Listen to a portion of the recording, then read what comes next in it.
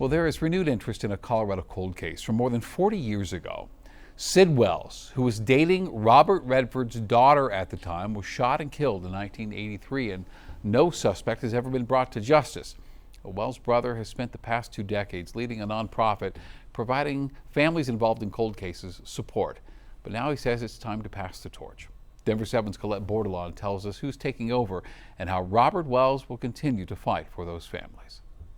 You're sitting out on your porch, having a cup of coffee, looking at these beautiful Rocky Mountains. What we see depends on who we are. You realize that somebody, not God, but somebody, took the life of a family member, and that family member can't be there to enjoy that moment with you. Sid Wells was found shot and killed August 1st. That was August of 1983 for Robert Wells, and it shaped the work he's done for decades. It's the executive director of the families of homicide victims and missing persons.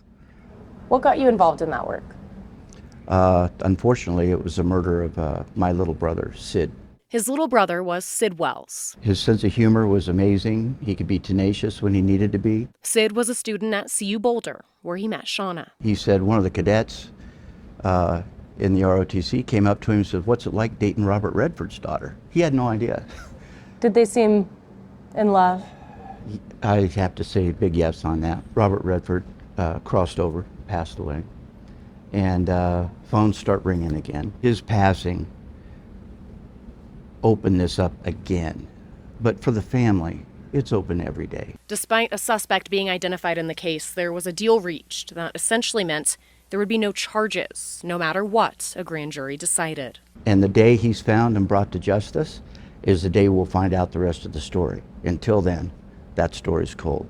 It's given Robert a unique perspective as he's led a group called the Families of Homicide Victims and Missing Persons, or FOVAM. We're here to make sure that these families' cases are never forgotten. Anyone else on recent successes? But there's a change as of Wednesday in FOVAM. Couldn't have found a better person for this. As the board officially names its next leader, Kirby Lewis, who was an assistant director within the Colorado Bureau of Investigation. I can not speak for the law enforcement agency, but kind of tell the family what's going on behind the scenes that they may not understand or may not see. I think we're going to make a big push for fundraising so that we can maybe FOVAM can finance some forensic investigative genetic genealogy. It's a new chapter, one Robert loves to see. Sid, Yeah. much like my father, would probably say, "God, you've done a great job, Rob. What are you going to do tomorrow?" And he'll still be around, What's next? ready to help families through their worst days, something he'll always understand. Of course, Sid with his $1,000 smile. Colette Bordelon, Denver 7.